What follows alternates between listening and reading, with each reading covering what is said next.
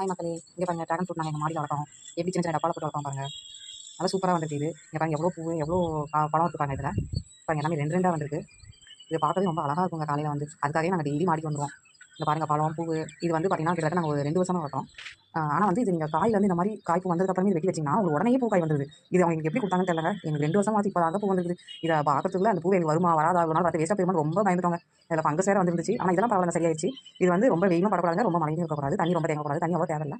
ஆனால் பாருங்கள் வெயிலாம் நிறையா ஆச்சு அப்படின்னா இந்த இடம் ஃபுல்லாக அப்படி மஞ்சள் மஞ்சள் ஆயிடுது. அதனால தான் மேலே ஃபுல்லாக நாங்கள் பந்தல் போட்டோம். இந்த மாதிரி பந்தல் போட்டு பார்த்தீங்கன்னா உங்களுக்கு சூப்பராக வருங்க. ஆனால் ரொம்ப மழையும் இருக்கு ஆகாது, ரொம்ப வெயிலும் ஆகாது. வெயில் ரொம்ப இருக்கும்போது இந்த மாதிரி பந்தல் போட்டுவாங்க. இந்த பாருங்கள் பழம் பார்த்து எவ்வளோ சூப்பராக இருக்காங்க. இப்போ ஃபுல்லாக ரெட் ஆகிட்டு வருது. அது வந்து நிறைய பூவும் வருதுங்க. இவ்வளோ பூ வந்து சத்தியமாக நாங்கள் எதிர்பார்க்கவே இல்லை.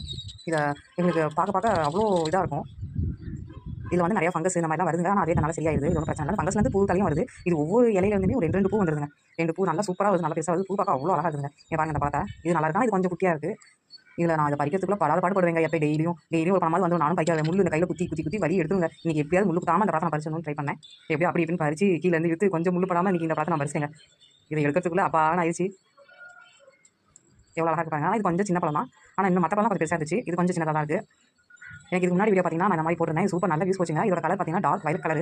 பழமே அவ்வளோ டேஸ்ட்டாக நல்லா இருக்குதுங்க. சாப்பிட்றதுக்கு நல்லா இருக்குது. நம்ம இந்த மாதிரி வீட்டிலே செய்யலாம். சின்ன சின்ன டப்பாஸில் போட்டு நம்ம மாடி தோட்டத்தில் வைக்கலாம். இந்த மாதிரி பந்தல் போட்டு வச்சிங்கன்னா உங்களுக்கு நல்லா காய்க்கும். ஆனால் பூ காயிலேருந்து வர மாதிரி நீங்கள் நல்லா பார்த்து வைங்க. இந்த பூ பாருங்க எவ்வளோ சூப்பராக இருக்குன்னு. 2 பூ இந்த மாதிரி 2 2 எல்லா கிளையுமே 2 2 வருதுங்க. பார்க்க அவ்வளோ அழகாக இருக்குது. எவ்வளோ சூப்பராக இருப்பாங்க.